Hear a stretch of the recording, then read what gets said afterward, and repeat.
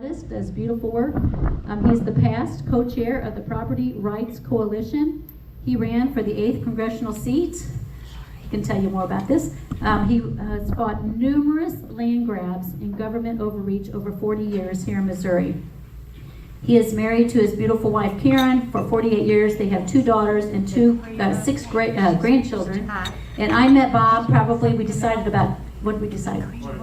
2012 or so, 2011, and we've been friends ever since. He is so full of knowledge and has such a calming spirit, and so I'm so thankful to have him. Please give him a Cape Girardeau welcome.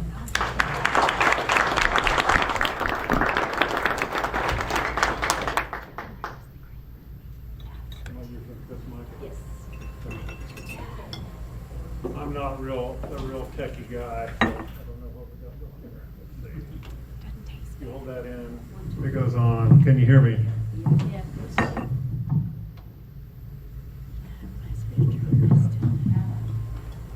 Okay. Thank you for coming, everybody. It's great to see a good turnout tonight. When we came, they had the middle door closed, and I said, I think we're going to have to open that. I hope we're going to have to open that. So we got it set up pretty good, thankfully. Jan has done a great job over here, fighting the fight, and the group that helped her. Give her a big hand. I started on this property rights path years ago, it was in 05 when they did the animal ID program, and I found out, and I wrote a paper after researching a bunch about it, the mark on the beast, how they were going to tag everything, trace everything, do all this stuff. And they're still doing that program, by the way. We got it slowed down. We did over 100 meetings on animal ID all across the state, several of us. And we fought off another, we did the Blue Ways land grab. They were going to take a huge section of the Ozarks. The Man in the Biosphere United Nations was grabbed. They were going to take this whole region, make it a biosphere reserve. Fought that off, exposed that. Recent one was the scenic byways, and I helped expose, the corridor, the scenic byway corridor. They tell everybody these wonderful things, what it's going to do. It's going to help your economy. It's going to be wonderful. And then when you dig into the details, you're like, oh my gosh. One of the details was on the byways program, at 6 feet tall, standing on the highway, however far you can see, that's in the corridor. So every building, everything in there, you have to get approval. You're regulated, that you can't paint your house a certain color, you have to get permission. I mean, they would regulate everything. So we exposed that, got most of it stopped. A couple of counties that I really wasn't able to get to and others weren't able to get to did adopt a couple of counties of scenic byways up in the northern part of the Ozarks. But I've been in this game a long time, and one thing I've found is you have to research it and you have to be factual. You got to know what you're talking about. I'm going to be talking about 2 issues tonight: the TransAmerica Highway issue and the chronic wasting disease issue. So you're going to get a double header tonight. So we're going to start. I know many of you here for the chronic wasting thing. I'm going to try to keep this as brief as I can. But the TransAmerica Highway is a huge issue, folks. It's just a huge issue. I was not even aware of it until a couple of weeks ago. I saw Jan posting some stuff about it. She's like, could you speak on it? I'm like, man, I just don't know a lot about it. So I've had to take a deep dive down the rabbit hole of the TransAmerica Highway, and I've been shocked. I've been absolutely shocked. And I just want to say the things that I've been involved with, like animal ID back in the day. People were talking to me about Agenda 21 and the United Nations, and I'm like, you people are crazy. You don't know what you're talking about. I got to see documentation. Well, they gave me the documentation. They showed me a stack of pamphlets from the United Nations, how they're going to control everything on the planet that man does. Everything's going to be sustainable health care, that's Obamacare, sustainable transportation, sustainable wildlife, it's all coming from these think tanks that the U.S. is a part of in the United Nations. And I know it sounds crazy, but you can do a deep dive. One thing that's pretty cool with this AI researching is you can, on Google now, you can ask Google a pretty long question. And I found it to be pretty factual after doing my research, and I'll ask you the question. It's like, you know, this artificial intelligence digs out a lot of information really, really quickly. I'm sure there's, you know, bad things with it and all that, but this morning I pulled up some stuff, and it's like, dang, that's right, and it saved me a whole bunch of, I mean, I'd already done the research, I knew what they were telling me was correct, but, so that's a really good tool. You can just ask this new AI stuff questions and do a lot of research real quickly. So, we're gonna get into the TransAmerica Corridor rabbit hole right off the bat, and I'm gonna go to the United Nations, and I know it sounds crazy, but I want you to follow along with me. Let me put my glasses on. I can still read without glasses, but it's a lot better with these. This is United Nations Conference on Trade and Development. In 2015, the international community adopted the 2030 Agenda for Sustainable Development. It was the Agenda 21. When they didn't get everything done with Agenda 21, it turned into Agenda 2030. And that's what they're doing now. They want to have everything done by the year 2030. And it's transport and trade facilitation. Core areas of trade logistics encompass activities of strategic importance for globalized trade, supply chains, world economic interconnectedness, and it just goes on and on. They're all about transportation. That is what is the driver of the TransAmerica Corridor.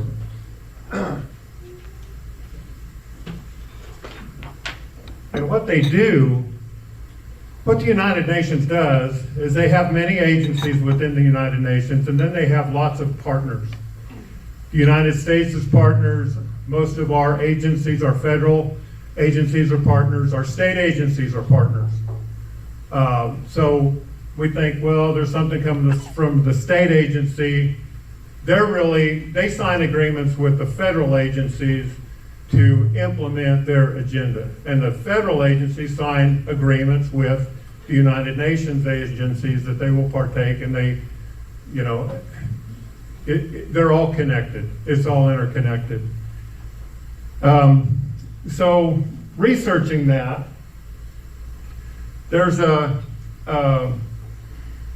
group, it's the International Road Transport Union. They're affiliated with the United Nations, and they downloaded this, the road transport, a key solution to achieving the UN Sustainable Development Goals. Road transport. And what does it say? Sustainable Development Goals. And get this, if we don't get road transport right, we won't get any of the Sustainable Development Goals right. They have a whole bunch of goals that they want to do, 17 of them, that impacts everything man does on the planet. Sustainable farming, sustainable communities, how you live, where you live, what your transportation's going to, I mean, it affects everything, guys. It affects agriculture. I mean, the ID program in agriculture, they're implementing it right now. And they're starting really small. It's death by 1,000 cuts. You know, now we got to put an RFID chip in cattle that are crossing state lines. And they're slowly going to ratchet it down. And they found out, and I'm going to jump a little bit back and forth between these two subjects, but they found out if they can do it, that they can do just about anything in the name of disease and health. And we found that out with COVID. And we found that out with animals. If we're talking animal disease, we can regulate you. We can do whatever we want to with your property rights because it's a disease, because we got to keep everybody safe. And so that's a huge thing that they've keyed in on. So another thing is this transportation road. And they say, in the context of today's ever-growing development challenges, how can road transport offer sustainable solutions that support development aims? And it talks about this organization's Secretary General answered this question during yesterday's roundtable. Again, they're working directly with the United Nations to implement sustainable transportation. which focus on the UN's 2030 agenda for sustainable development along the transcontinental Eurasian transport corridors. They're doing these corridors all over the world. They just did one in Mexico. They're doing it in Asia. I haven't had a lot of time to research all that. But the United Nations is doing these projects all over the world, these corridors. So they make another statement here. I mean, their goals sound wonderful. No poverty, no hunger. They're going to eliminate all that, right? Affordable and clean energy, climate action, decarbonization efforts include long-term actions to effectively and properly decarbonize road transport. Now, this is the driver behind the TransAmerica Corridor, guys. They want to decarbonize transport, okay? Not just at the vehicle, but within the whole CO2 cycle, from the energy source to the energy use. But the strategy includes quick wins to reduce CO2 emissions in the form of boosting public transport. So they want to boost public transport, so you're riding on buses and not your cars, because that's not sustainable. That's not sustainable to hop in your pickup and go to town and get feed. I guess, farming's really not sustainable. It's not sustainable to have cows out there doing, the things that cows do. I'm a cattleman. Okay, I'm going to read it again. But the strategy includes quick wins to reduce CO2 emissions in the form of public transport, easing border crossings, make it easier to cross borders, because this is going to be an international transportation zone. And it's not just the highway, it's a whole region around the highway. And I've got a little bit of documentation here from 50 miles wide to 300 miles wide.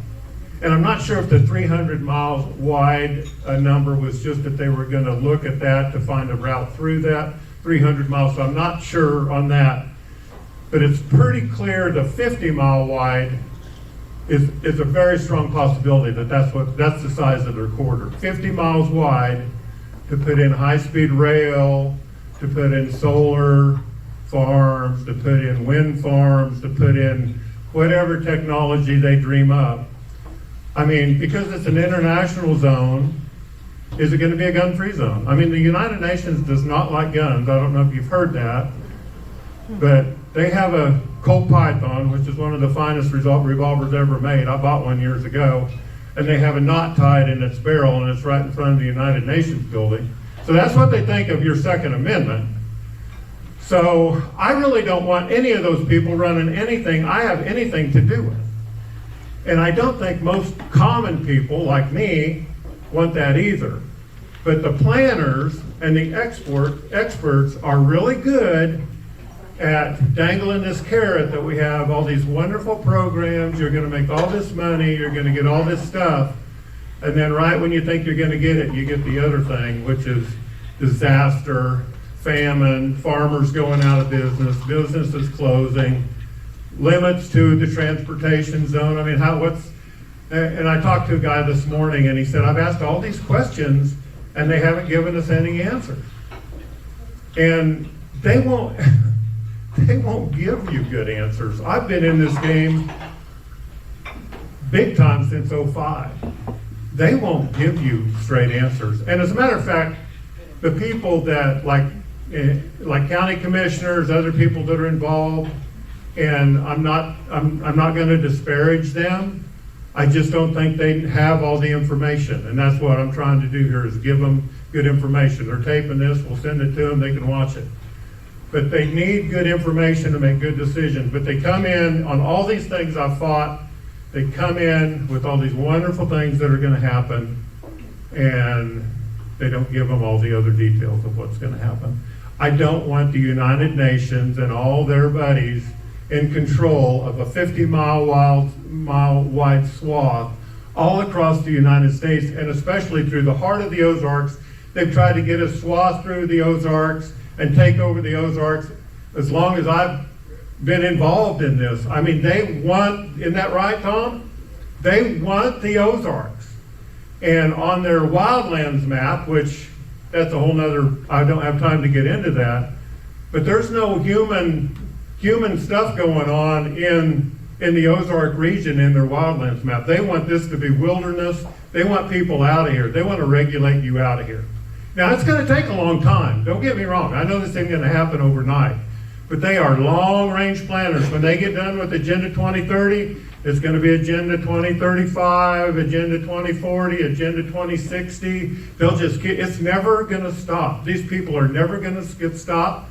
The United States could get completely away from these people, completely out of it, in my opinion. Good old proverb says, bad company corrupts good morals. And hanging out with these globalists, they're socialists, they're communists, they don't understand private property rights, they don't understand America, they don't understand the freedom that we love and enjoy here in this country. And that's why I come over here and speak like this and do the research that I can do to help you understand what we face. And it's just massive. It's massive. I got more. And here they just, okay, why has it popped up again? They worked on this years ago. And, well, it's just popped up again. Well, what they do is they give grants to these organizations to push their corridor or push the heritage area or push whatever. They give them money. And they don't necessarily know everything they're pushing. They know they're going to make a lot of grant money. They're going to get a good job. They can hire several people. Just like the Blue Waves, when we were fighting the Blue Waves, they were going to take over this whole region in the Blue Waves. And when we exposed all the details of the Blue Waves that nobody knew, because they just come in, oh, it's going to be wonderful, blah, blah, blah. But when you expose the details, and that they do it every time, and they're doing it now. So that's why we have to educate our elected officials, because really they're the ones that can do something to stop it. All I can do is get up and speak. I don't have it. This is the only poll I have. But I made a video the other day on chronic wasting disease, and it got 40,000 views. so another friend of mine, he said, how many people are viewing your videos? Because I've been putting videos on my Facebook page. And I said, I don't know. I know that one, it was shared and a lot.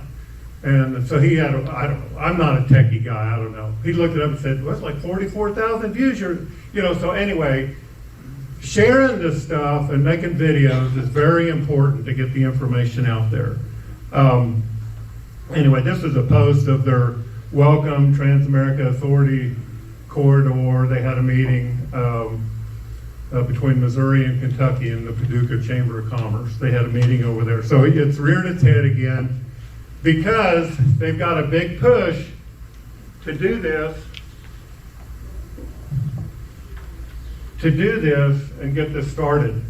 They just completed, I think it's just the rail part of the Trans-Mexican corridor. They completed it in 4 years.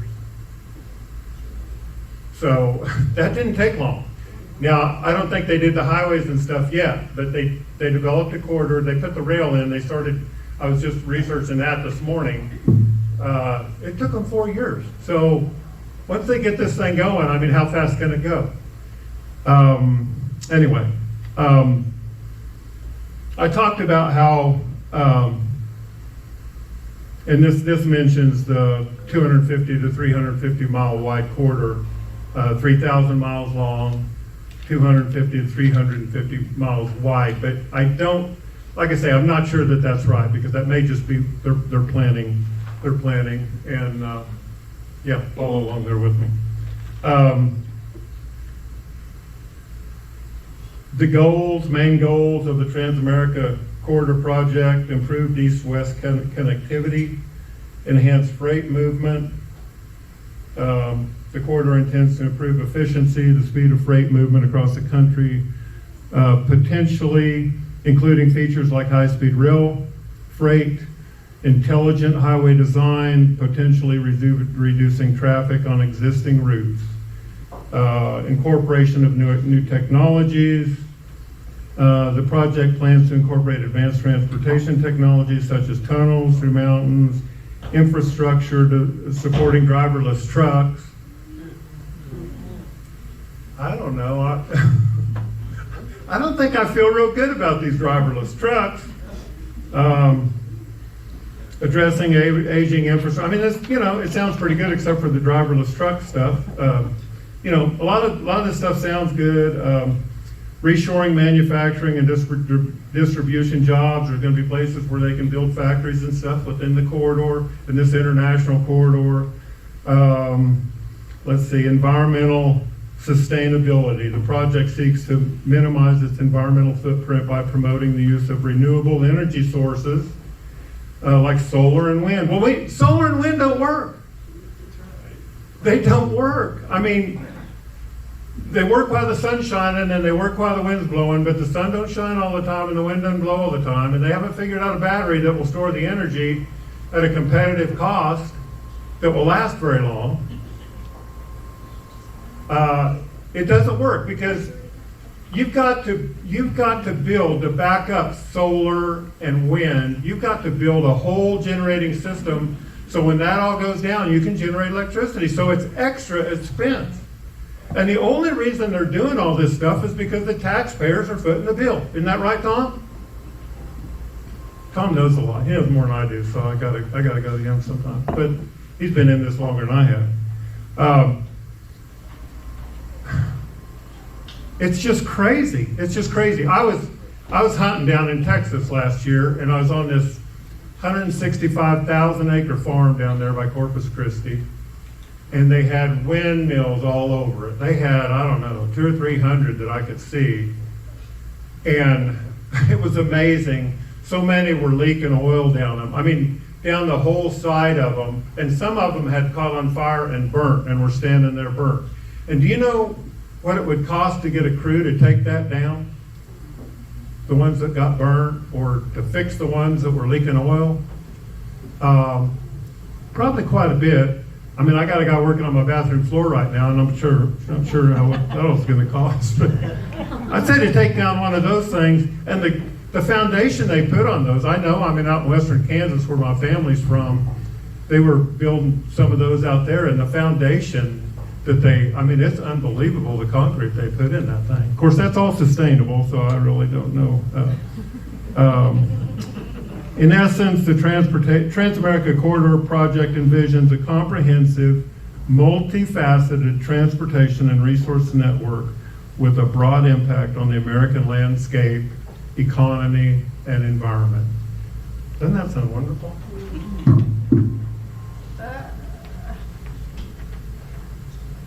Let's see if I got any more goodies before I move on to CWD.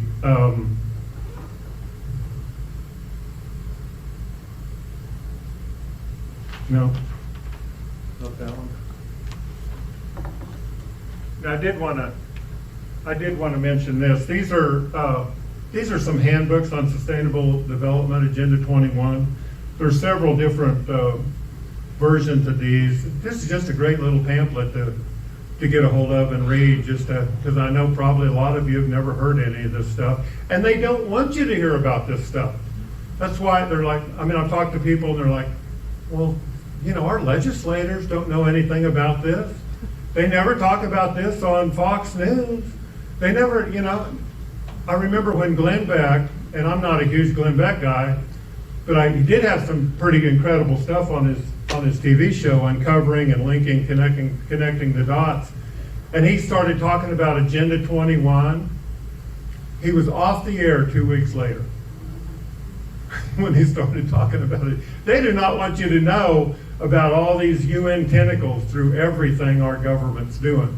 Now, we have a president right now that's seemingly limiting some of that stuff, but there's a whole lot more that's going on that we need to limit. I'm going to probably stop there. I gave you a pretty good, what's that? You want to go through them? The slides? I'll go through them again? Yeah, what else we got? That's the Facebook page that you can't find anymore. Yeah, this is the TransAmerica Corridor page. They put together a website and put a bunch of information and Jan and her crew took a bunch of screenshots, and then they took it all down because they realized people were starting to research this, and it's no longer up. They took it they took it down. one of the things they had on there was water pipelines. They want to run water pipelines through the TransAmerica Corridor. Well, I'm just kind of a simple country farm boy, but I'm thinking water pipelines. Where's that water going to come from? How big's the pipeline? And it said in there, to the desert southwest. And who's going to make money selling water to the desert southwest? And is the water, the 60, I came through Van Buren on the way over here. I know Big Springs just south of Van Buren. That would be in the zone. That would be in the 50-mile zone, as well as a whole bunch of other pieces of water that are really nice pieces of water. Where are they going to get the water? They're going to get it out of the Mississippi in these huge pipelines to ship to the southwest? I mean, sometimes the Mississippi gets a little low. I'm not sure if the barge guys would think that was a great idea. I mean, it sounds great. Yeah, we're going to take care of the desert southwest with these water pipelines through the TransAmerica Corridor.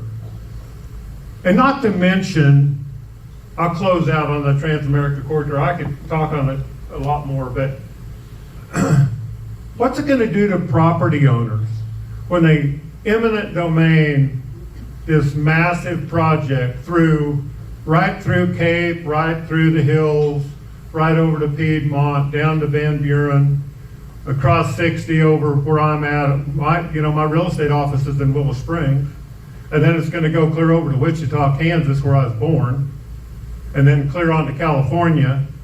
But what about all the property that they're going to take from all these farmers and property owners, homes that have to be eminent domained out of the way? I mean, so many questions. I mean, a 50-mile, I'm 25 miles off 60 is where I live, north of 60, north of Willow Springs. That's where I have a cattle farm and I have a hunting operation. I'm probably in the zone. So, anyway, think about that one. What else we got? I'll go back to the beginning and just go through them. How about that? Okay, yeah. There we go. Now, one thing I want to say is they call it I-66, but it has nothing to do with Highway 66, which is north of here. It has nothing to do with that Highway 66. There's no connection. Route 66. What's that? It has nothing to do with Route 66. What's that? Route 66. Yeah, Route 66, I'm sorry. Route 66. Has nothing to do with Route 66. They call this I-66, totally separate. And I don't know why they would name it I-66. It's like, because in people's mind they're thinking, well, it's the old Route 66 and they're just improving it, but that's not at all what this is. This is a totally separate thing, and they say that in their document. And another thing I'd like to say, I came from Willow Springs. I came up 60, I came up 55. You can get through there really nice. It's a really nice highway. I mean, it's 4-lane all the way. It's great. The traffic's not too bad. 55 maybe a little busier, but it's, not like out there on I-5, south of Seattle that I've driven on. But so there's a lot of room for growth on what we have. We don't need that one. And I'll say something else. They compared the TransAmerica Corridor to the Panama Canal in their documents.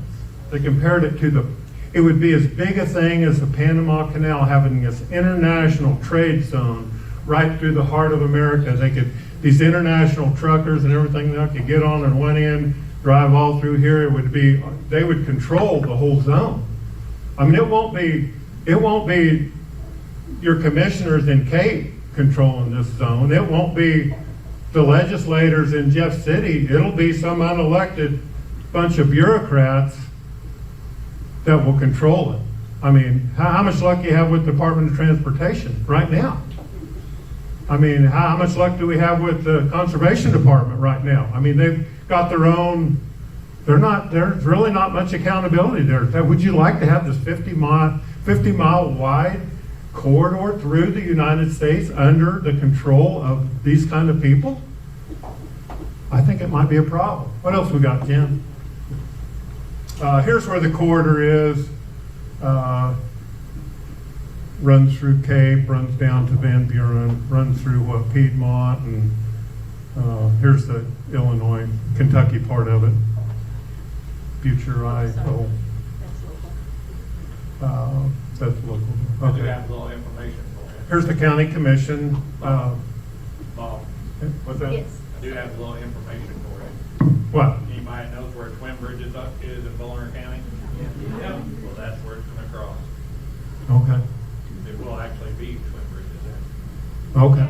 We can't hear that. Where Twin Bridges is in Bowler County, that's where it will cross the Castor River. So Did you hear that? So if your land is on that straight stretch from Twin Bridges to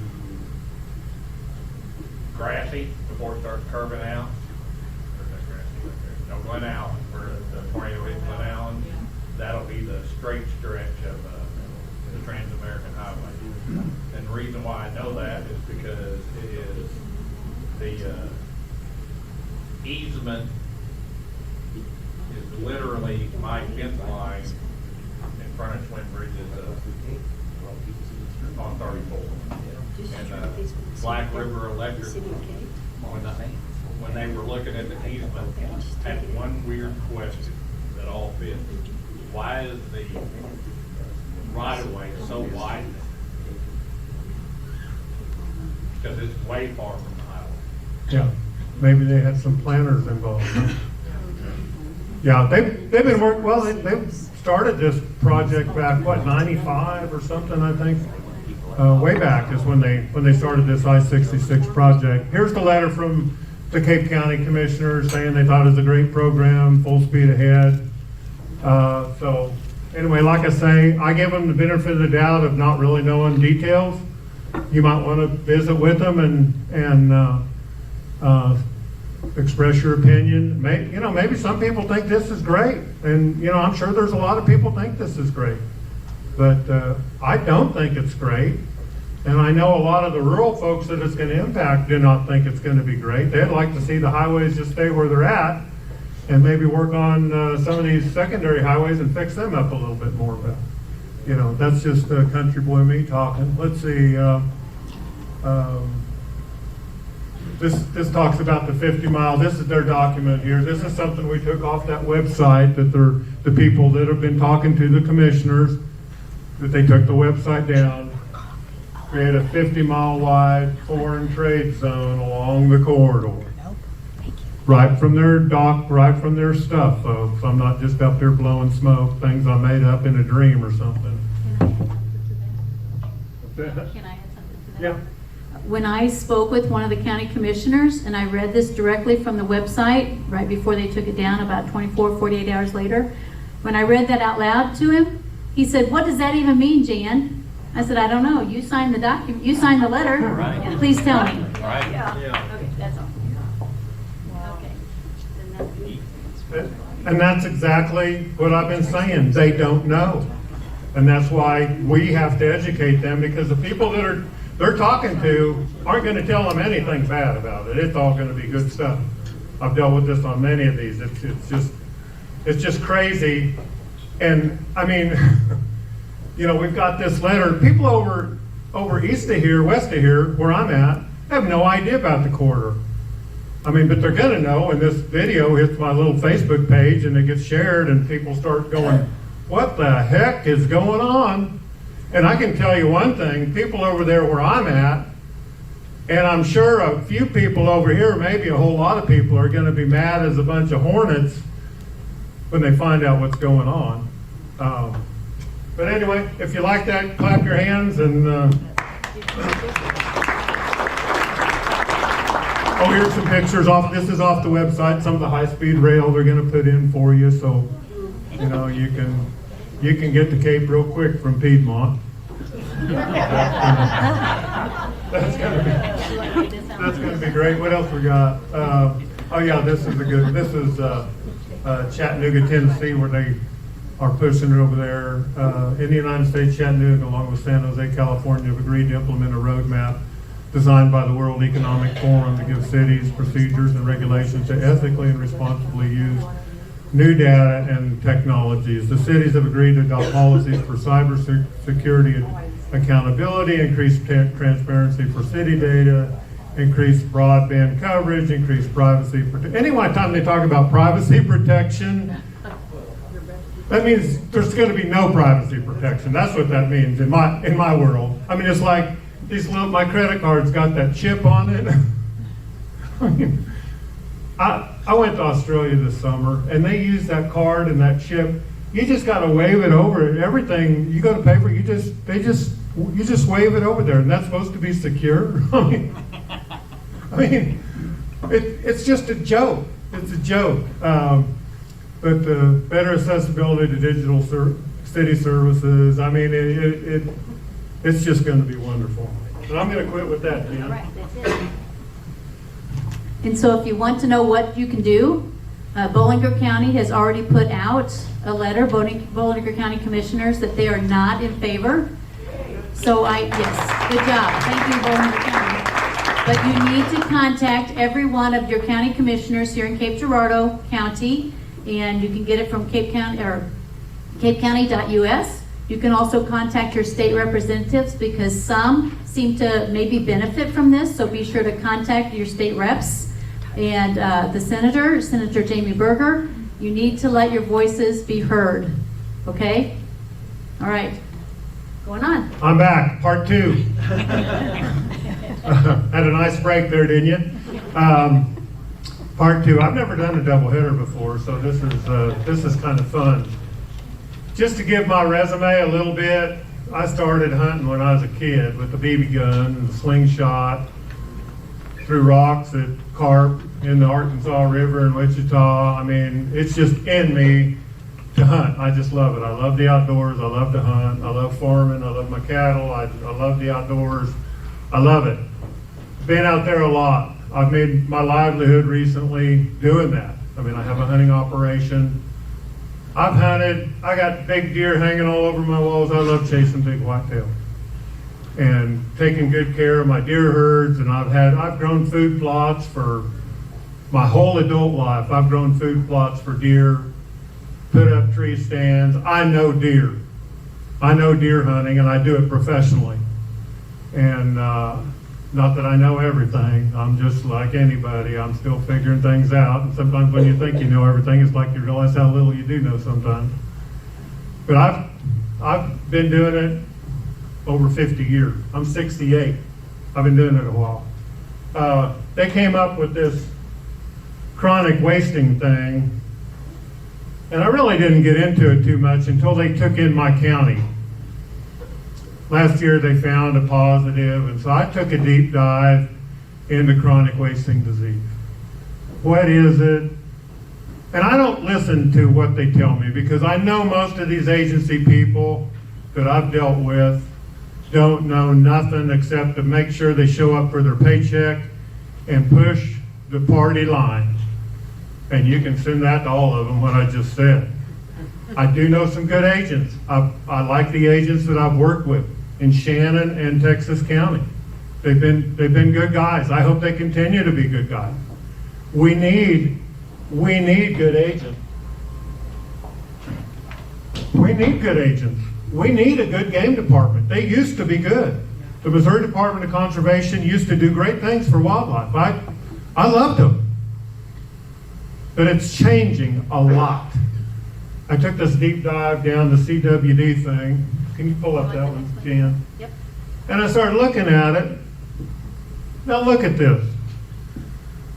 Look at this. This is from USDA APHIS, which they're the disease control people. Like, remember me saying they found out through disease they can control the world?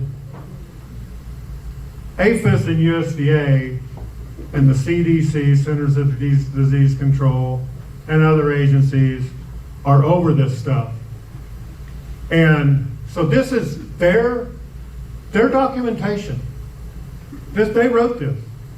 Chronic wasting disease is an infection Infectious degenerative disease in the family Cerveda, elk, moose, deer, that causes brain cells to die, ultimately leading to the death of the affected animal. First recognized in Colorado in 1967, CWD was described as a clinical wasting syndrome of unknown cause. It later became clear that CWD was a member of the group of diseases as transmissible spongiform encephalopathies, I have trouble saying that, or TSCs. TSCs include a number of different diseases that affect animals or humans. And it mentions the other diseases. But we go down here, they talk about it, it's caused by a bacteria or virus, are not caused by bacteria or virus, but rather by a naturally occurring protein that when folded incorrectly becomes both infectious and deadly. The prion protein, they call that a prion, this misfolded protein. The prion protein in its normal state is thought. Now, when I say, I kind of think, that doesn't mean I really know, does it? See, is thought to have a role in functions such as cell signaling or neuroprotection. It is still unclear what initially causes the normal shaped protein to misfold into the infectious form. They don't know. And they say they don't know. But if you talk to a Missouri Department of Conservation guy, they know all about it. You know how much money they got the last 3 years from the feds to control chronic wasting disease? $15 million. They're getting a ton of money, and a bunch of their agents are getting a ton of money. And after deer season, they're piling up corn, they're using thermals, and they're shooting these deer. They killed 27,000 deer, and they're going to kill a whole bunch more. They are not slowing down, folks. They are going to be killing deer. And they say there's a less than 1% infection rate. So they're killing 99 deer to find one that they say is infected.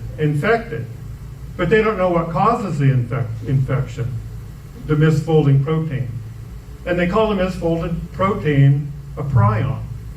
But they don't know what causes it to misfold. It doesn't make sense to me. And I can think a little bit, and I can't figure this out. It says CWD has the same pathology as Parkinson's, dementia, Alzheimer's. Do we just shoot everybody with Parkinson's, dementia, and Alzheimer's to control it? They're killing all these healthy deer so they won't get sick. They are. And you know what they say they're doing? They're going to slow the spread. That's what they're doing to our deer herd, and they're getting paid to do it. And 99% of them don't test positive, and the ones that test positive, they don't know how they got it. It's crazy. I want to share this. This is a whole document.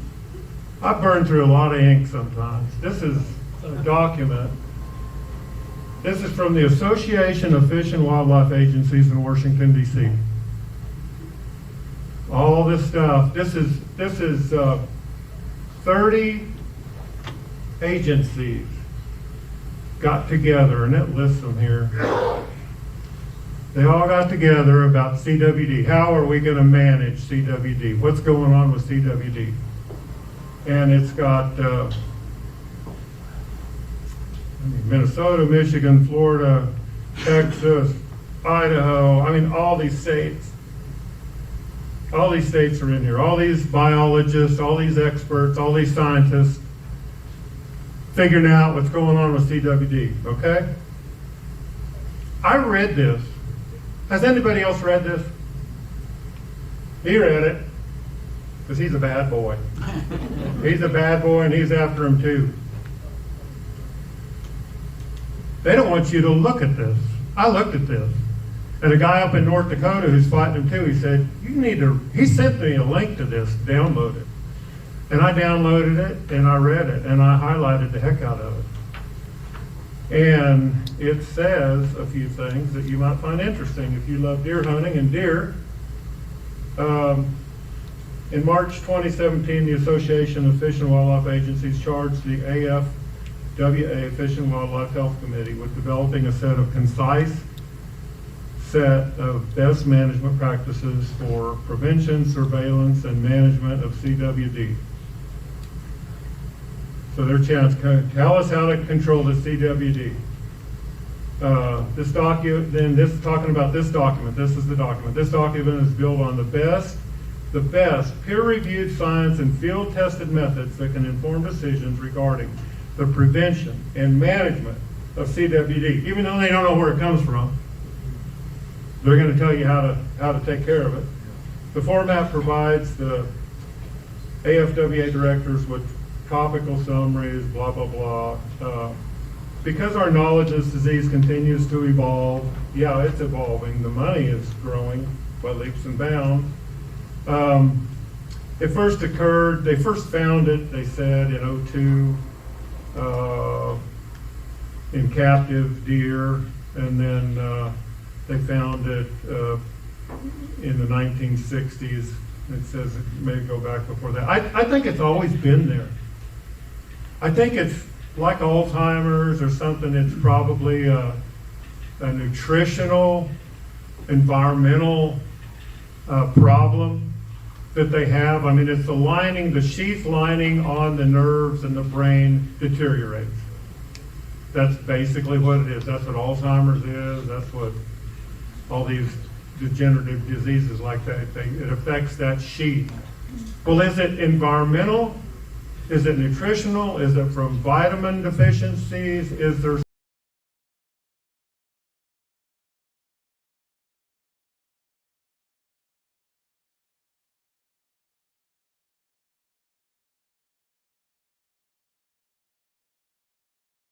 something in some soils that tend to cause more of this to happen? They don't know, and they really doesn't look like to me. They've done a lot of study there.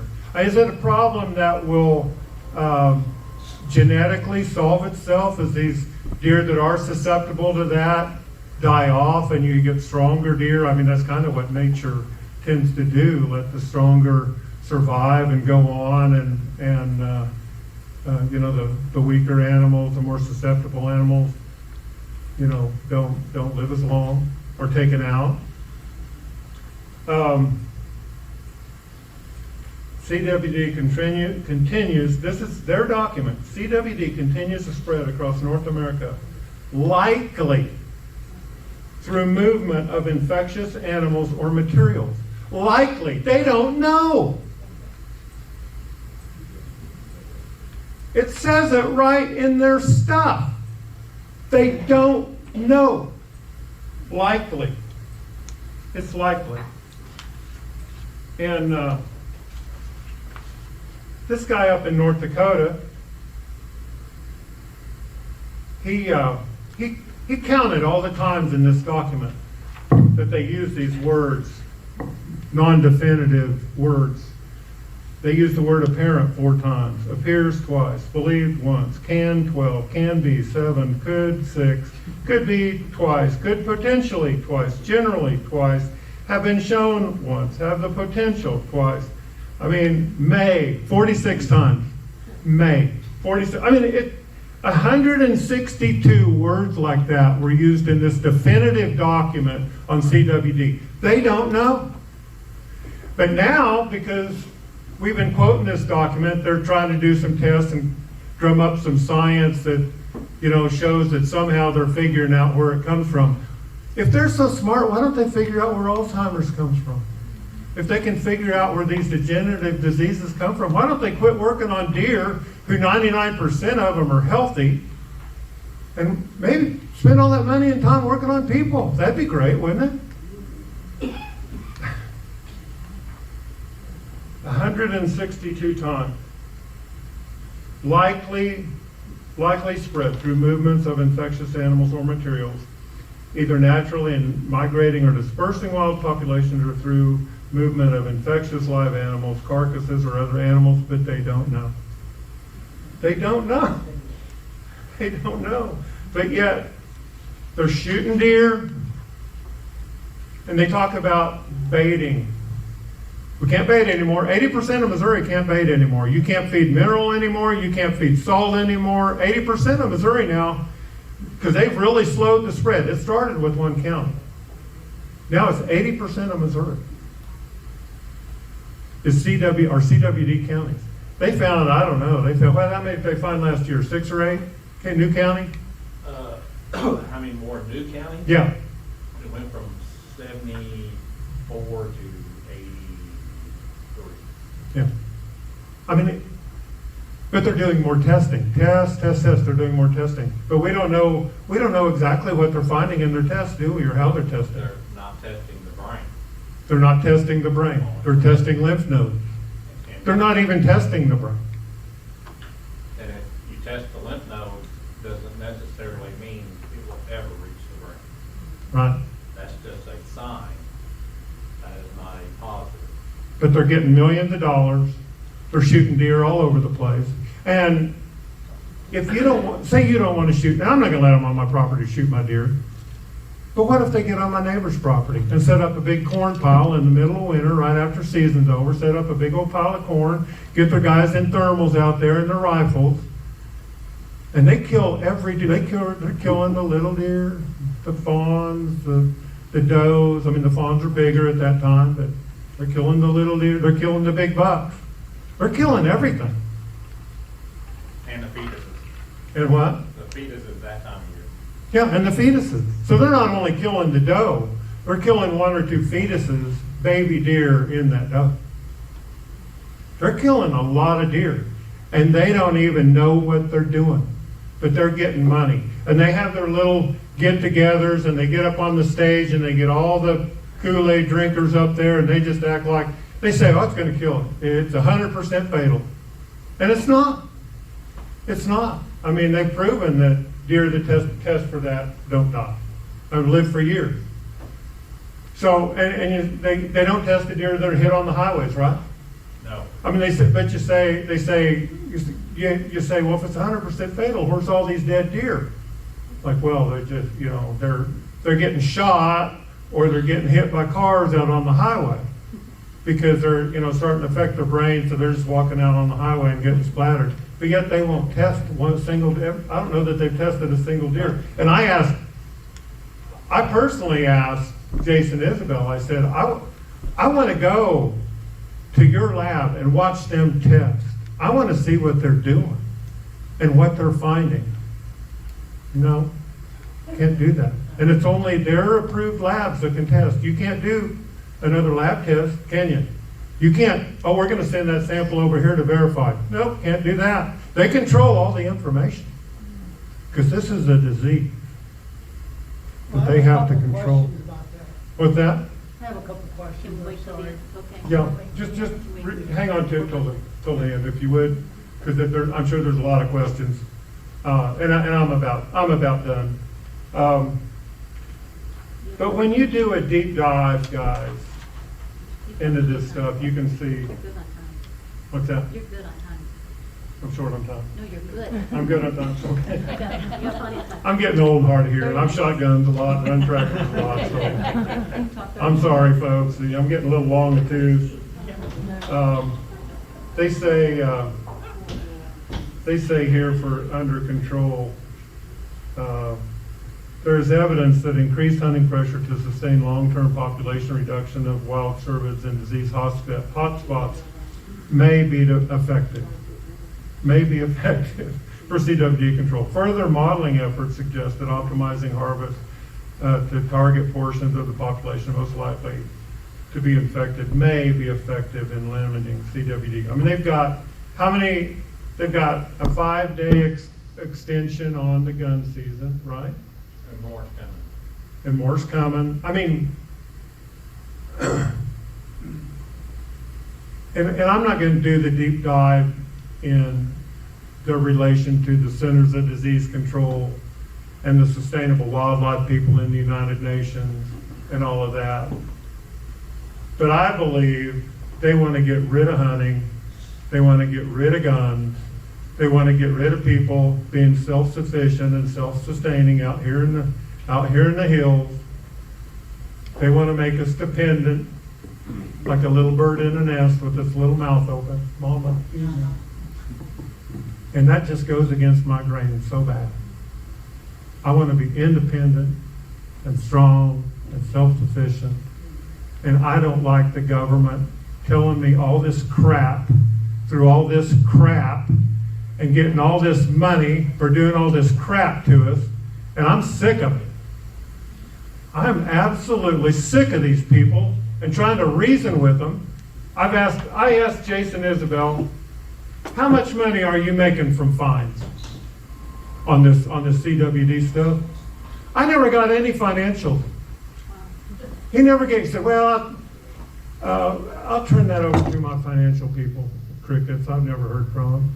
And they don't answer questions. It's just like the TransAmerica Highway. They're not going to answer any of your questions. Well, we'll look into it. What are you going to do? What are you going to do?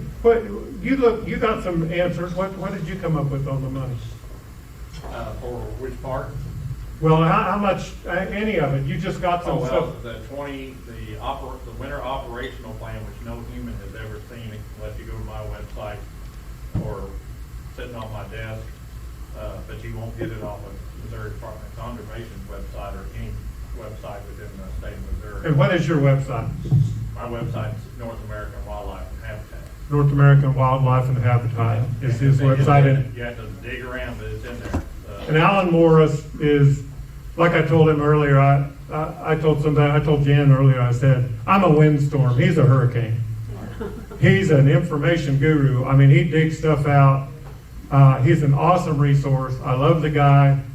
I really do appreciate all your help. I mean, 2023 to, we're in 25, right? 2023 to 2027 winter operational plan. And each one of those gets 4.5 million average. So they're only 3 years. They get another 2 more years of grants. yeah. And the radio interview and the public meeting, I am not aware, this is what they said, I am not aware of the state of Missouri getting any federal money for CWD. That was employee number one, a supervisor. Yeah, they've said they're not getting any money from the Fed. The biologist on Georgia's radio station said that there's no money earmarked for CWD. It comes from the Pittman-Robertson Act. Does anybody do grants? Anybody file paperwork for grants? If you fill out paperwork for a grant, you can't go buy a Harley Davidson because you want it. You have to do what the grant tells you. And they apply for that grant. That means the money is earmarked for that specific plan. And that's what they do. They file a grant. They file a grant for 2023, 2024, 2025, which is all done.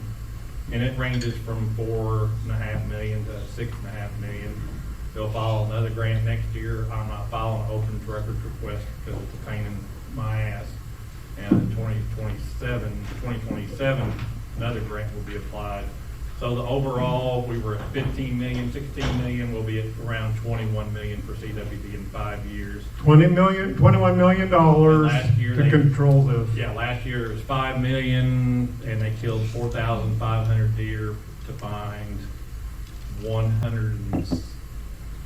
there's too many numbers, 160, I think, or 170 lymph node positive deer. Yeah. They didn't, the only way you can do a real test is to chop the head off,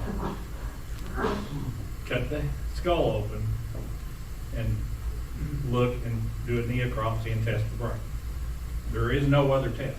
That is it. The animal must die. And they don't do that. So,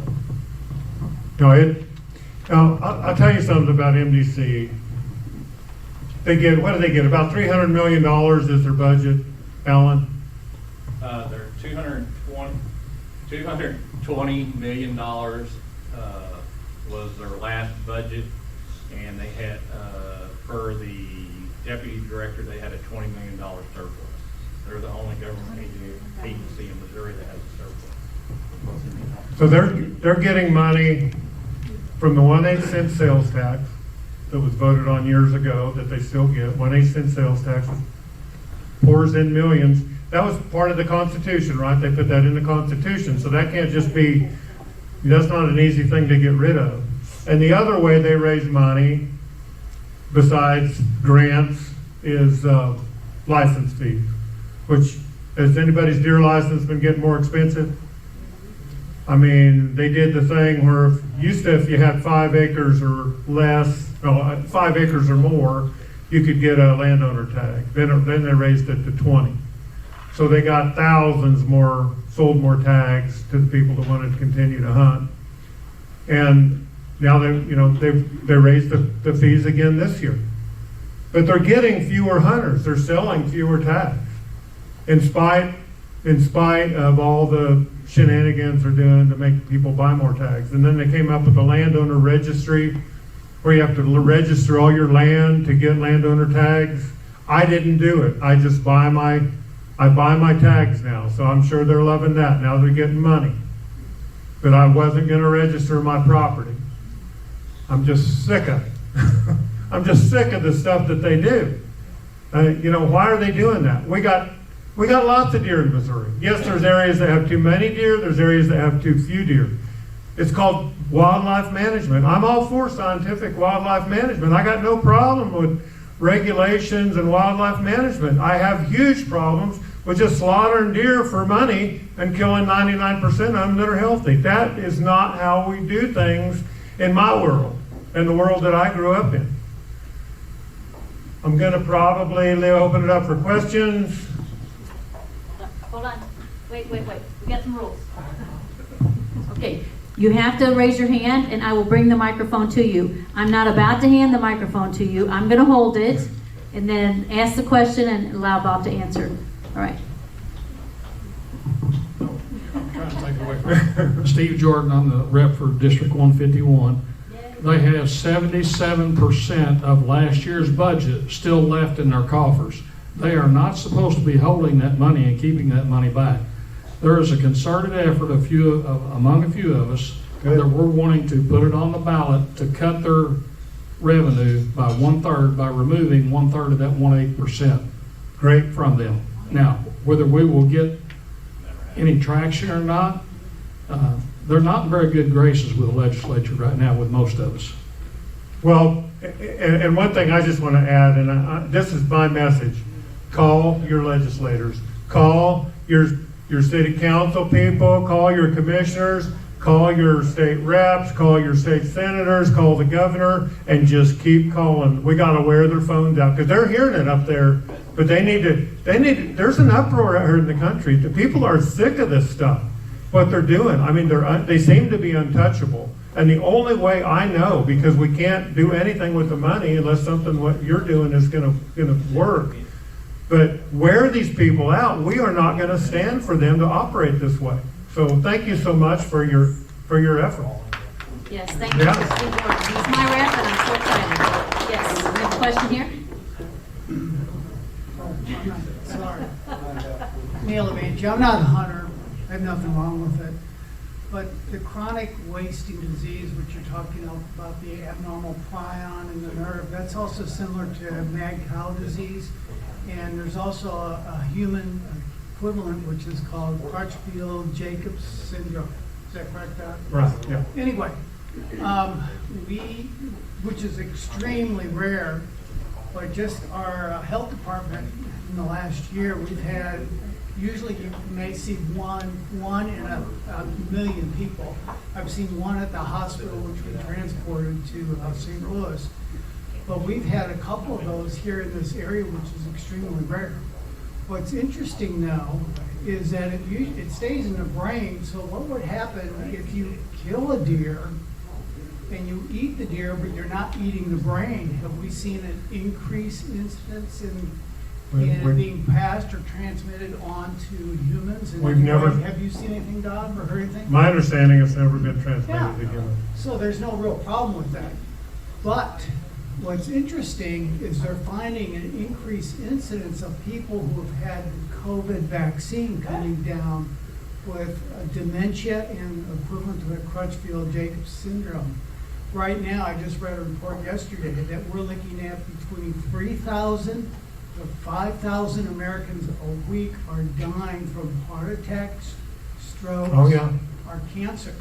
So the problem with this highway system is going to be very easy. After they wipe out the population, those who are left will be moved to the smart cities where they don't have to own anything anymore. That And they'll is be the quite plan. happy there. So I'm being just sarcastic. The other point I want to make out is the solar panels. Elon Musk says it would take the whole state of Texas covered with solar panels in order to produce the electricity we need right now. That's not counting what we need for AI. But what's interesting about those solar panels, and I'm not a farmer, you correct me, those of you who are, and I studied this many years ago in an ecology class. 1 acre of growing grass, whether it's wheat, corn, soybeans, is equivalent to a 5-ton air conditioner for cooling. So what happens when we wipe out all this farmland, we put up black panels, is that gonna cool the earth? You see what I'm saying? That's a good point. Those black panels would probably make That's it a all I little have to hotter. say. Thank you, Neil. All right, Thank you. questions, comments? Yes.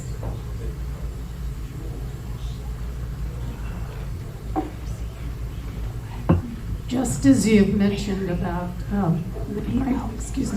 United Nations being involved in the corridor, this is just a point of information. Just a couple of years ago, we had wild information here about the World Economic Forum and also Global Shapers. And at that time, it was revealed that the United Nations is all up and down our Mississippi River with their MRCTI, Mississippi River Towns and Cities and Towns Initiative. And Cape Girardeau spends, last I heard, $8,000 a year to be a member of that. So we have our own Cape Council participating in the United Nations, having control, possibly in the future, of this major corridor of our river. So people need to be aware of that, and we need an army of citizens to get up and scream. Yeah, the tentacles of this go through everything. I'm a realtor. And they're all through the Realtors Association. They're all into sustainable development, sustainable cities. The Realtors Association nationally is promoting that. They're getting money to promote that. It's everywhere, folks. They have spread this stuff everywhere. And it's just, it's incredible. It's incredible. Yeah, do you have another question? Yeah, didn't Governor Kehoe just sign a water bill into law? And I wonder if that had anything to do about what you're talking about. Do you know, Jen, the details? Yes. So if you want to really put your hats on, your tinfoil hat or crown, I say it's a crown. So we get Governor Kehoe in, we get Senator Jamie Berger in. Remember, we have Agenda 21 and Agenda 2030, and then we pass a water bill, then we pass a utility bill, and everything is just kind of all falling into place. Read SB, SB 4, and I don't remember the water bill. But is it in place to have all this? It's a dangerous bill. We lobbied against our legislators, and they all just 78. 78. SB 78. Maybe SB 78. Okay, thank you very much. So, I don't know if that answered your question, but didn't he just pass it? I should have just said yes. He signed it. It was passed. You had a question behind you there. Oh, well, here's Representative Barry Hovis. So you want me to comment on the trans-corridor thing first and update any questions people have, or you want me to talk about the water bill? You got the mic until I pull it away from you. Well, I thought I was going to listen to the CWD stuff and interesting information. I had some issues with conservation on the wild hogs too, and So, Yeah, I think that's if a we're whole gonna nother change deep that, dive. That's gonna be a constitutional change, just so everybody knows that. And Clarify, what's gonna be? so if you want to change how the funding comes to the Department of Conservation, like he said, that's gonna be a constitutional vote of the people, because when that was passed back in, what, 78, 80, 81, 82, there's lots of things in there that probably need to be updated. A lot of your poor counties that have a lot of federal and state land, especially the state land, conservation is supposed to give them a certain amount of money to help offset their expenses, because they still have to service that county, law enforcement, roads, and stuff like that. And so, but when they passed that bill, when we, the people, passed that bill back in 79 or whatever it was, we froze that rate. So they're still paying the same thing that they were paying back in 1980 to supplement some of our, I don't want to say poor counties, but some of our counties that have less resources than others. And so if you're going to change that, I don't think you can just stop that tax. You're probably going to have to come up with something like he was talking about, where we'll come up and say, hey, you know, conservation's thrown in this big thing. We have top 5 conservation in the country. I've heard that before. So we probably need to take about half that funding back and put it into something that's more needy, like, I hate to use the word ballot candy, but you probably come back and come up with something where we're going to take half of that money and put it into children's services or veterans or something like that, where people will be willing to vote that away. And then that would cut their resources, and they'd have to come to us to get funding over and above what they're spending now. That's a totally different story. So a little bit on the TransAmerica Corridor. I've been working with that when they reached out to me. What they want to do, and I think this is where when I say they, Earl Norman reached out to me. This has been something he's worked on. He worked on it back prior to the 90s. The reason that we have the Bill Emerson Memorial Bridge was a product of a study that was done in early 1991, 2, 3. There was a big debate that went on between Kentucky, Tennessee, Arkansas. Walmart was involved in this. They wanted that TransAmerica Corridor to go down through there to help with their, I guess, transportation stuff along there.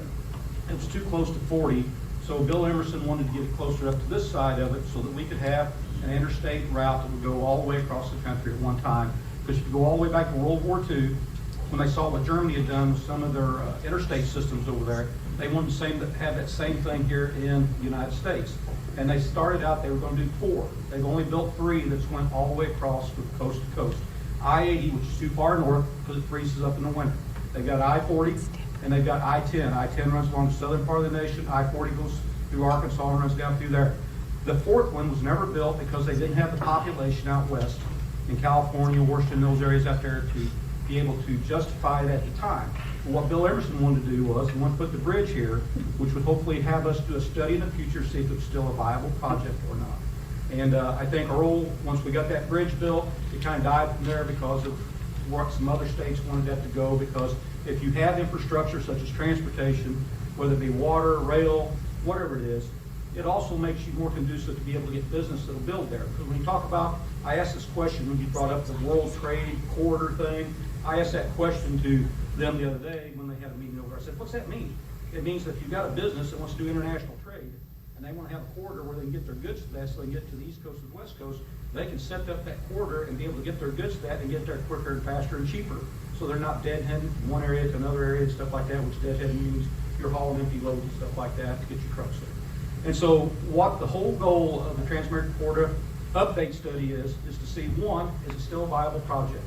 If it is, then that would actually precipitate the states then. Illinois, we met with them 2 weeks ago. Congressman Boss was down there. He sits on the transportation committee with about 3 of our reps in Missouri. Was to see if, one, it's a still viable project, would it be supported in the areas where it may go through. And then if those 2 things get done, and that would occur if we get the money to update the study. If the study says, no, it's no longer a viable project, it won't be going. But that's the things. Now, the congressman out of Kentucky that's interested in seeing this completed across the United States, because it does tie into our national security. That was one of the things they originally looked at after World War II, to be able to get goods, services, tanks, whatever, across the country in a quick way. And so he wants it done because they've got it from Norfolk and North Carolina, 2 of our deepest water ports that we have on the East Coast, all the way to Pikesville, Kentucky. And it ties into a couple of different super fours they've built, which are right below interstate standards, but they have more accessibility. And they've got it all the way over to via I-24 now to Paducah. And then Illinois wants to try to bring it up across that bridge. It's being upgraded to probably there at Metropolis. Actually, Cairo, yeah, we talked about that. To Wycliffe, but that was one of the questions. But since they've already got a bridge there at Metropolis, we've already got a bridge here in Cape Girardeau. They want to try to bring it across the southern 5 counties there and get it to here, which then precipitated getting over to 60 where it straightens out. The South 60 down here is going to tie into the 57 project, if you've seen the signs down there, and that is going to be a north-south interstate, because any interstate that's got an odd number, 57, there's going to be a north-south corridor that's going to go down through Arkansas. So if we get the monies to pay for that updated study, then that's when all the feedback will come. Do we want it? Do we not want it? Is it going to come out the grassy there? My dad and mom lives out there on Cast River too, and stuff along those lines. And what we looked at is how do we make our area, Southern Illinois' lost population, the 8th Congressional District, which is Southeast Missouri's lost population. When I grew up on farms, they had 12 of us working on 3 farms there. We're down to 4 people doing the same thing. And if we don't find jobs to keep our kids home, they're going to continue to flee and go other places because they got to go where the jobs are at. And I'm hoping that if we build up, at least if we get some highways there to precipitate businesses staying here or expanding, so that we can keep our kids here instead of them moving elsewhere, I think it'd be helpful. But I think the study can bear that out. So there's lots of things we want to do, and I could probably talk about 3 or 4 more things on that. But that's where we're at in that particular study right now. Whether we get to that point, there's about 20-something letters of support. Bowling County sent theirs in the other day, but I will add, and I'm getting ready to talk to Mr. Arnson. Bollinger County sent in support of? No, against. We got about 20 letters of support. We've had 1 from Bowling County come in, but we asked for a meeting with them to discuss this.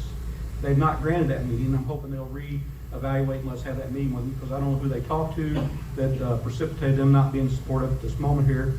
I met with some of my friends out of Grassy Store because I still play cards out there, and there's 7 of us there. None of them were opposed to us. Let's do the study. So that's one of the things I think we get the study done and decide whether or not we need to go across through here. So I don't know. I take any questions on that because I know there's always information. You want to hear both sides of every story here. But talking about the zone, I know we had one guy who was totally opposed to it because he said the line goes right over my house. And I said, you know, when we talk about a road map, when they drew this, it can go 15, 20 miles either way because you have to look at what's most available, most viable. If you're already going to find a roadway like 34, where you only have to expand a little bit on one side or the other, or maybe move it to some really curvy areas, that might make it something. I know in Missouri, we'd be looking at about 125 miles. It costs anywhere from $18 to $20 million a mile now to build a Super 4 without bridges. And so if we had to build another Bill Emerson Bridge, it'd probably be $1 billion plus. The reason they didn't want to build the bridges down at Quick Cliff and some of those places is they couldn't get deep enough to get down, and it's an earthquake zone. Cape Girardeau was the one place where they could get to bedrock, and that's why they built that bridge there back in 94, 5, 6, whatever it took to complete that. And so those are things for us to discuss, talk about, decide whether it's the right thing to do. It'd be a $2.5 to $3 billion project in Missouri. If the feds paid 90% of that, it'd be about $250 to $300 million of money that would go to expand that from here all the way over to Van Buren. I just talked to the IDOT people when we met with them, Congressman Boston group. It'd be about a little under $1 billion, $800 million to $1 billion there if they use the bridge there. Where's the water coming from in the pipeline? Yeah, so the water, that was another thing there, because I asked them when they put that up there, I said, we passed a bill to limit water being taken out of Missouri. I know that's not wanted because it's going to be put in charge of DNR to be able to control that. But I don't support water leaving Missouri under any circumstances. But if they would put a pipeline in there, and this is what I was told by the Kentucky group is, they have 2 lakes over there. And if they got flooding going on and they want to sell some of that water, that would give them a way to get it to some place that needed it. Now, So you really don't know? So I don't know. Yeah. So this And you is don't know what how much, or Well, do you know how wide the corridor is? I'm sorry? Do you know how wide the corridor? Because this isn't just an 100 interstate, yeah. this isn't just an interstate highway, this is a 100 corridor. 150 feet to 300 foot maximum. So it's 50 miles. It says 50 miles. No, that's the zone for people to build their businesses to be. They usually say a 50-mile zone, from what I found out, was you have a business within 25 miles either side of something. That is actually where you can get your business trucks to and all this sort of stuff. I disagree very And strongly. that's why we're having a discussion. Yeah, sure, yeah. Questions? Yes. Did you, Tom?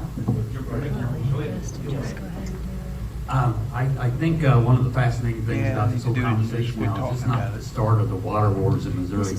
Way back in the day, they tried to tax us on our own wells that we paid for. They want to put meters on our own wells and pay taxes on it. And once you start taxing something, you control it. And this is about population control, and one of the ways to do that is to control the water, whether it's agriculture or the people. If you control the water, you're controlling the situation. You can live without food, but you can't live without water.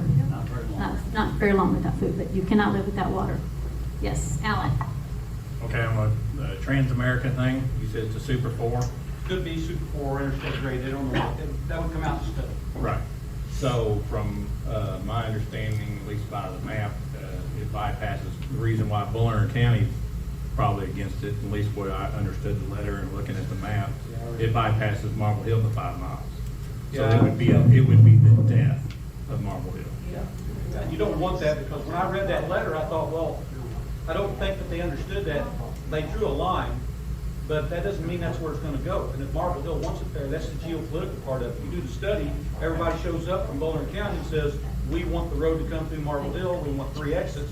That's when those discussions start. Then the second part of that, how many county roads and driveways enter 34 from Marble Hill to Van Buren? There's a lot, I drive it.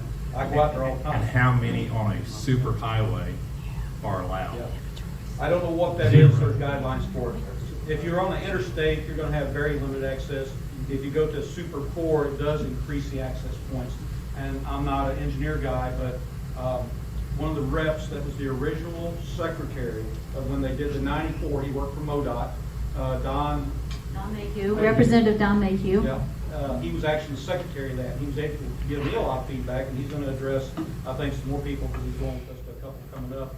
To Las Vegas, right? We're going over to Vegas to talk to them because they found out about it, but they wanted to come through there. And so the Southern Nevada contingent wants to meet with some of their reps to see how they can support getting that study updated. That's the discussion that we'll be having. So either to enter the high, all those either had to be on an outer road or they completely become landlocked. Yeah, I mean, I'd have to talk to probably a MoDOT guy to find out what those restrictions would be. I mean, I can tell you what they did in Willow Springs with Highway 60. They closed businesses down right and left, Yeah. blocked off their access. My real estate office there was completely blocked off. I mean, not completely. You could go way around and, yeah. Okay, well, the way you said, you know, there's 25-mile leeway, you know, we don't want to go through this place, we'll go through this place. Well, it says right here, there's a 50-mile wide foreign trade zone along the corridor. You're not going to be in charge. Whoever's doing this is going to be in charge. And like everybody else was saying, you're busting up businesses that have been along these highways and back roads for forever. So you're closing them, and you're going to allow some foreigners or some other people to decide to build a business on this 50-mile corridor. You're taking a lot of our land, and I am against that completely. I actually can get from California to New York City through our highways that we have now. I can get to Van Buren. I can get to Springfield. I'm fine with the roads we have right now. Keep them up. Our roads are horrible, keep them up. All right, yes, Alan's got another. Any other questions? Okay, on the chronic Or wasting, let me out back here. On the- Yeah, go ahead. on the chronic wasting disease, I done forgot it now what my question was. Don't eat the brain. Alan, you're fired. Just a real quick show of hands so that Representative Hovis can take this back because he's got lots of meetings lined up. Based in Jefferson City. Those are prepaid lobbyist calls. So as soon as the commission meeting is called, all the little letters go out to them, and they show up at the commission to oppose whether it was for more commissioners, whether it's on the 8th and sales tax, and the meeting is always held between 8 and 5. And if there's too many people that show up and oppose, I'm a feral hog guru, buddy. They will change the meeting in a heartbeat and schedule for the next day so that all us assholes have to drive another 4.5 hours back home. Well, what you'd want to do is hopefully get with the chairman to make sure that you have that ability. A lot of times we'll have a lot of people come up, and I've chaired committees up there, and I'm sorry, Dan, am I talking loud enough to other questions? Well, we're going to keep moving on. Yeah, We know how the committees work and how Speaker of the House works. Question would be, you said just the study. Well, what are they going to step on people's rights with regards to coming in and allowing them to do the surveys and everything on private property to do this and make decisions about it? Are they going to take out the Alhoosie? Oh, hell no. They're going to move that up. The people that have money to fight it will get that moved in a way that's advantageous to them. and not for others. So even a study is gonna stomp on a lot of people's rights. You'll have different counties that want different things. I know Van Buren wants to know how many extra they can get right country there in Highland. They did write Carter County about whether support that they studies get still out of the country. You're correct. That's the geopolitics section. You stated how wide this is going to be. I'm concerned about how it can be that wide across the Emerson Bridge and how much of the city of Cape is going to be destroyed. I guess we'll have to wait for the study on that. Do we have an answer? I'm sorry, didn't mean to hit you. Brenda? Bill, you said that you said that the Conservation Commission has $30 million in excess? Alan, what'd you say, there was 70 million in conservation funds that were excess? 20 million. 20 million. 2017. In 2017, there was 20 million excess. Get all my numbers here. I don't know the answer. Yeah, it's 2017, they had a $20 million surplus. Well, I know they have a bunch of surplus that they don't use. since Yeah. they have so much of a surplus, who do I need to get a hold of to see if the veterans in Missouri can hunt free? My son is the Southeast Coordinator of Missouri Vet Outdoors, and he can go to any surrounding state and hunt for free whenever they have their veterans hunt. Missouri has nothing like that. So I want to find out who to contact to support our veterans that are hunters so they can get a free hunting day like the Well, I'd surrounding call the Missouri states. Department of Conservation and work your way up the ladder and figure out who that person is. I mean, Jason Isabel was their deer guy. Get a hold of Jason Isabel, he should know, who you Okay. can talk to. Thank you. All right, hands up high. Charlie? All right. Any We'll go questions? Charlie, and I'll go Steve. How's our time? Can't fit through there. 6:39, all right. Charlie? Yeah, at the Conservation Commission, I hear the feral hogs problem. I hear they don't want that to end on account of the money they keep getting from the government, from the federal government. Is that true?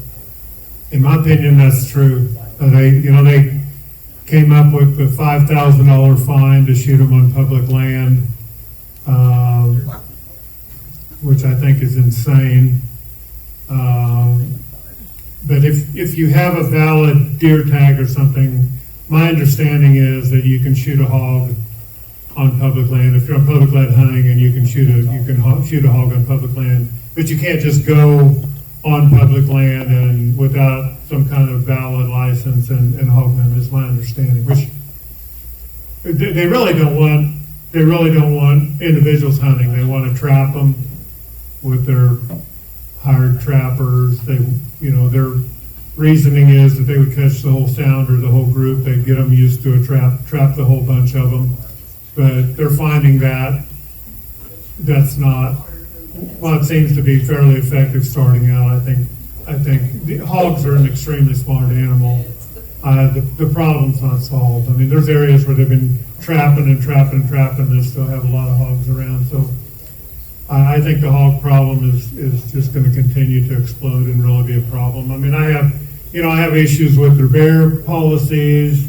We're getting a lot of bears. I had 5 bears on my property last year, one of my hunting properties. Had very few fawn pictures. In my opinion, they're wiping out the fawns. Bears are number one fawn killer when you have bears. They're much more effective than coyotes. They can smell much better than a coyote. They can smell those fawns. And the bears move in just like they did this year. They moved in when the fawns start hitting the ground. But they have a bear season when all the acorns are dropping. And a couple of years ago, they didn't kill any bears in this district that runs to the river to Arkansas at I-70 to Highway 66 over by me. I mean, they need to have a spring bear season or something. They should be able to bait bears. Of course, I don't support killing sows with little bears or anything like that, but you can do that hunting over bait. You can pick out the big boars and shoot the big boars that way, which is a much better way to do it. But Conservation Department doesn't do any of that. I mean, they just, I could just go on and on about the crazy things they're doing now. In the past, I really think they did a good job with our wildlife. I really don't think they are anymore. They're not listening to the folks. They're self-funded. They're not accountable anymore. If you get online or listen to hunters, they just think this policy is insane, this chronic wasting policy. The people that hog hunt, not everybody hog hunts. I happen to know quite a bit about it. Anybody that knows about it thinks it's just insane. And even their trapping policies are, you can't trap coyotes close to the road with snares. And I mean, it's just, predator control is just a huge problem now. And like black-headed vultures on the farm, we have predatory black-headed vultures. They're not like the red-headed vultures that feed on dead animals. These black-headed vultures will go pick a calf's eyes out, kill a lamb. I mean, they're predatory. They attack animals in groups, and they're federally protected, but you can go to Farm Bureau and beg and get 5 tags or something. But if you look out in your pasture and there's a black vulture eating one of your calves, I don't think you can. Can you? Can you legally shoot it? Well, Farm Bureau does have the permits you can get, and it's unlimited, from what I told you. So ask the king for permission before you protect what you own. Thank you for telling us that. Appreciate it. And I'm going to keep going because we're about out of time. But go to our YouTube channel. Alan Morris gave a wonderful presentation in June. Look up our YouTube channel. Be sure to watch his presentation. It was fabulous. It'll make you more mad. Go ahead. Okay, you're talking about changing the 1/8 of 1%. That can be done because our initiative petition sucks right now. I'll tell you that. We can get enough signatures, and there's enough conservative people in this state, I think, that we can bring them in. I'm on Aaron Jeffrey's hit list. He doesn't like me at all. They were trying to apply for a $6 million grant to build easements around private property for timber people. He thinks I'm the Diablo. Oh, yeah. Well, me and you are probably in the same boat. So until we get enough nerve to change initiative petition, right now is the time for us to change anything that is not working right now for the citizens. I think we can do this. That's how we got marijuana, because we didn't have enough nerve to change.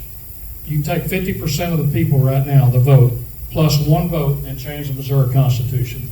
So we need to get together and change this. Amen. And I have real concern because there are a lot of people wanting this Governor Kehoe to call a special session for IP reform. I've seen some of that, what they're proposing. I don't know if you've seen it yet. Missouri Independent covered it today, and I can't think of the other acronym. Anyway, very concerning because what they're proposing is not good. So I'm not sure. I'll send you the links to that. Initiative petition we need a ratification reforming. Ron Calzone was here earlier in the year and discussed that. Okay, hands up. Who wants that? Oh, did you finish? Yes. Okay, right here. Yes. Just a quick question about the corridor. You said this was the survey for it only, correct? I missed the question. Study. The study, just for the So corridor. before anything could occur, the Highway Commission and the Federal Highway Transportation Department would have to have an update study showing that there's support. If there's not support, they would not fund that, which would take it to the level of the study.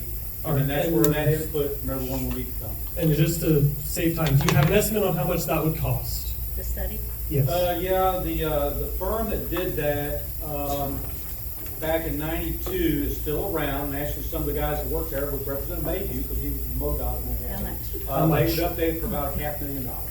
All right, and with all due respect, the sunk cost fallacy, what happens when this study goes through and everyone says, oh, we've spent $500,000 on it, it's a shame to stop now? Yeah, I mean, there's money to spend on a lot of things, but if this is something we're gonna say is no longer viable, hopefully it would go away, if that's what the people would say. You know, when I talk to people, I'm not getting 100% negativity.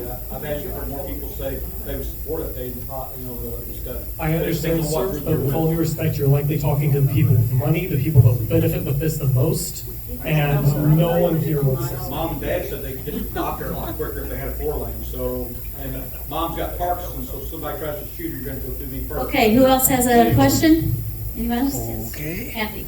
Not really a question, it's a statement. All I've heard of TransAmerica on the TV and different other places is money, money, money. What about the families? What about the families like mine that have had that farm and built that farm up for the next generations? It's very important to us, and I'm sure there's others here like that. Yes, and I will, I have said it here before, and I'll say it again over and over and over. You guys, we've got to stop government. We have got to stop this snowball of this train rolling off the cliff if we don't stand up and resist the tyrannical regime by resisting and make your voices known. We must, because our founders shed their blood and died for generations yet unknown. And who do we do? What do we do now? We abort them, right? We go ahead and we do everything we have to do. We save our family farms, the generational farms that have been around hundreds of years, and you be a voice.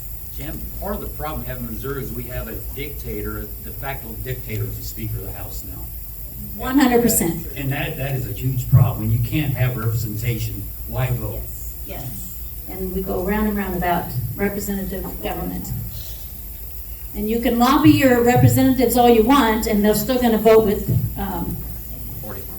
Well, my question is, if we're looking at 4 lanes to go from east to west, and all these businesses are going to be there, where's all the businesses on 60 now? I mean, it could go east to west. It's going to be China and Mexico. I'm just saying, if it's going to be such a great thing with all these businesses going to be jumping out, be on there, where's all the businesses on 60 now? I mean, it's 4 lanes. It's a beautiful 4-lane highway. I just wanted to say, like what Kathy was saying, our generation has suffered and dealt with and tried to build up the farm for years.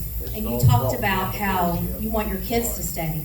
We want our kids to stay too. But if we lose our farm, a piece at a time and access to it, what are we going to do with our kids? Our kids are going to be gone. Okay, somebody give me the time. 6:49. 1 minute, another question, comment. Anyone? All right. Guys, thanks so much for coming. I really appreciate you guys coming.